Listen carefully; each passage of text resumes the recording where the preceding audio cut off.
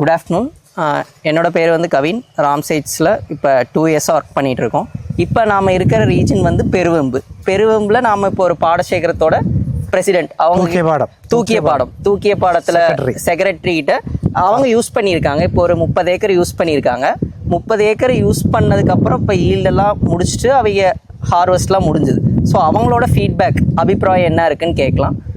உங்களோட name, place? ഞാൻ പാർത്ഥസാരഥി, പെരുവമ്പ് കോവിലകളം വീട്. തൂക്കിയപാടം പാടശേഖര സമിതി സെക്രട്ടറിയാണ്. ഓക്കെ. അപ്പോൾ ഞാനിത് ആദ്യമായിട്ടാണ് ഈ മറ്റുള്ളവരൊക്കെ ഉപയോഗിച്ച് കണ്ടിട്ട് അവർ നല്ല അഭിപ്രായം പറഞ്ഞ ശേഷമാണ് ഞാനിത് ഉപയോഗിക്കാൻ തയ്യാറായത്. അപ്പോൾ എന്നെ സംബന്ധിച്ചിടത്തോളം പറയുകയാണെങ്കിൽ ഇത് വളരെ നല്ല ഒരു ഇതായിട്ട് എനിക്ക് തോന്നി. കാരണം എന്ന് വെച്ചിട്ടുണ്ടെങ്കിൽ നമുക്ക് ഹാൻഡിൽ ചെയ്യാനുള്ള സൗകര്യം, ഒന്ന് ചാക്കൊന്നും നമ്മൾ വണ്ടിയിൽ കൊണ്ടുവരിക അങ്ങനെയൊന്നും ചെയ്യണ്ട, അത് ഹാൻഡിൽ ചെയ്യാനുള്ള സൗകര്യം. പിന്നെ നമുക്കത് വളമെറിയാനാണെങ്കിലും മറ്റത് ആൾക്കാരെ അന്വേഷിച്ച് നടക്കണം, അത് ഒരു ദിവസം കൊണ്ടൊന്നും എത്തി വരില്ല. അപ്പോൾ ഇതാകുമ്പോൾ അങ്ങനെയല്ല, പെട്ടെന്ന് നമുക്ക് മിക്സ് ചെയ്യാനും അത് പെട്ടെന്ന് എറിഞ്ഞ് തീർക്കാനുള്ള ഇത്. പിന്നെ ഈ ലിക്വിഡ് ഫോം ആയതുകൊണ്ട് പെട്ടെന്ന് മറ്റതുപോലെ 4-5 ദിവസമൊന്നും വേണ്ടത് അബ്സോർബ് ചെയ്യാനായിട്ട്, പെട്ടെന്നായി കിട്ടും. അങ്ങനെ ഒരു സൗകര്യം. പിന്നെ ഇത് എല്ലാറ്റിനും പുറമെ നമ്മൾ ഈൽഡാണ് നോക്കുക. എന്ത് ചെയ്താൽ നമുക്ക് ഈൽഡ് എങ്ങനെയാണോ അതനുസരിച്ചാണ് നമ്മൾ പിന്നീട് അതിൽ ശ്രദ്ധ വയ്ക്കുള്ളൂ. അപ്പോൾ ആ തരത്തിൽ നോക്കുമ്പോൾ എനിക്ക് വലിയ കുഴപ്പമൊന്നും പറയാം. കാരണം നമ്മളിപ്പോൾ അവകാശപ്പെടാൻ, അതായത് ഇപ്പോൾ 1 ടൺ കിട്ടണോ 2 ടൺ കിട്ടുന്നു ഒന്നും അവകാശപ്പെടുകയല്ല. ഇപ്പോൾ കമ്പാരിറ്റീവ്ലി നോക്കുമ്പോൾ നമുക്ക് ലാഭം തന്നെ. കാരണം എന്ന് വെച്ചിട്ടുണ്ടെങ്കിൽ വളത്തിൻ്റെ ചാക്കിൽ വരുന്ന വളങ്ങളുടെ വിലകളും ഇതിൻ്റെ വിലയൊക്കെ താരതമ്യം ചെയ്യുമ്പോൾ നമുക്ക് അതിൻ്റെ മെച്ചമുണ്ട്. പിന്നെ നമ്മൾ 3ാമത്തെ വളമൊക്കെ ചെയ്യുമ്പോൾ ഡ്രോണിലാണ് ചെയ്തിട്ടുണ്ടായിരുന്നത്. അത് നമുക്ക് സബ്സിഡി ഉണ്ടായിരുന്നു ആ സമയത്ത്. കാലക്രമേണ ചിലപ്പോൾ ഒഴിവാക്കപ്പെടുമായിരിക്കാം. എന്നിരുന്നാലും ആ സബ്സിഡി നമുക്ക് വളം അടിക്കാനുള്ളത്, അതിൻ്റെ പൈസ അതിൽ തന്നെ കിട്ടും. പിന്നെ വളരെ എളുപ്പത്തിൽ നമ്മൾക്കൊക്കെ 1 ഏക്കർക്ക് 10 മിനിറ്റ് കൊണ്ട് അവർ വളം അടിച്ചു കഴിഞ്ഞ് പോകും. അപ്പോൾ ആ ഒരു പിന്നെ ഈവണായിട്ട് എല്ലാ ഭാഗത്തും നമുക്ക് കൃത്യമായിട്ട് അതിൻ്റെ ഇത് വരാറുണ്ട്, അത് സ്പ്രേ കറക്റ്റായി കിട്ടുന്നുണ്ട്. അപ്പോൾ അങ്ങനെയുള്ള ഗുണങ്ങളൊക്കെ ഉണ്ട്. പിന്നെ ഇത്തവണയൊക്കെ സഫീഷ്യൻ്റ് ആയിരുന്നു വെള്ളം, എല്ലാവർക്കും സർപ്ലസ് ആണ്, ഈൽഡെല്ലാം എല്ലാവർക്കും. അപ്പോൾ നമ്മൾ അതുകൊണ്ടാണ് ഇത് ചേർത്തുകൊണ്ടാണെന്ന് പറയും, മറ്റവർ ചേർക്കാത്തവർക്കും നെല്ല് കിട്ടിയത് കൊണ്ട് നമുക്ക് അവകാശപ്പെടാൻ അവർക്കൊന്നും ഇല്ല, പ്രത്യേകിച്ച് പറയാനില്ല. അതല്ലാതൊരു സമയത്ത് വരുമ്പോഴാണ് ഇതിൻ്റെ പ്രത്യേകത മനസ്സിലാവുള്ളൂ ആൾക്കാർക്ക്. இப்போ மெயின் வந்துங்கன்னா, இப்போ இது யூஸ் பண்ணுறதுக்கு முன்னாடி 1 ஏக்கரில் எவ்வளோ குவான்டிட்டி நீங்கள் கொடுப்பீங்க? ஒரு ഏക്കറിൽ നമുക്ക് മറ്റത് നമ്മളൊരു 150 കിലോ എല്ലാം ചെയ്യുമ്പോൾ ഇതൊരു 50 to 60 kg.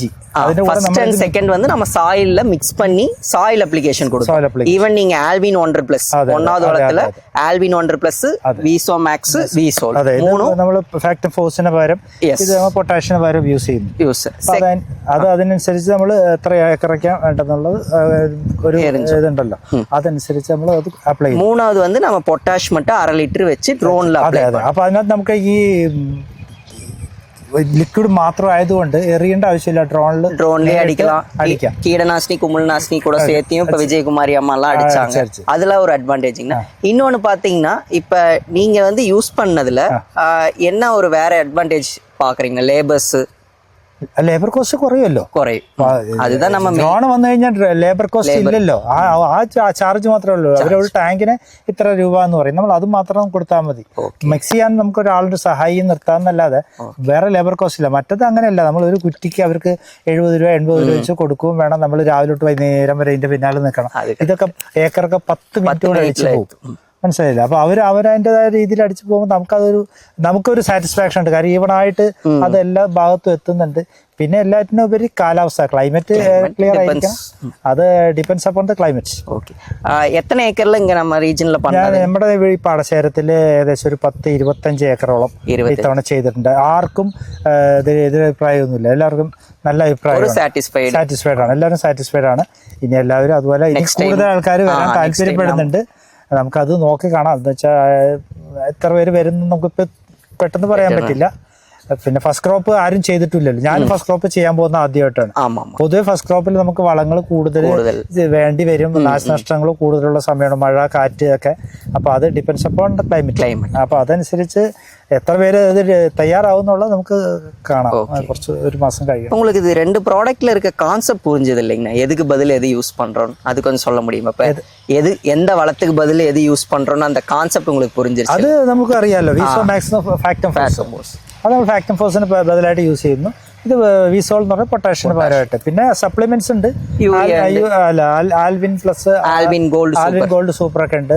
പിന്നെ അതിന്റെ ഗമ്മുണ്ട് വേറെ, മറ്റേ സിങ്ക്, അതെല്ലാം എക്സ്ട്രാ അതൊക്കെ നമ്മൾ ചെടികളുടെ വളർച്ച അനുസരിച്ച് ഏത് ആഡ് ചെയ്യണം ഏത് വേണ്ടാന്ന് ആ സമയത്ത് നമ്മൾ നിശ്ചയിക്കുക. അത് നമ്മുടെ എല്ലാ എക്സിക്യൂട്ടീവ് ഒക്കെ വന്നിട്ട് പറഞ്ഞു തരാറുണ്ട്.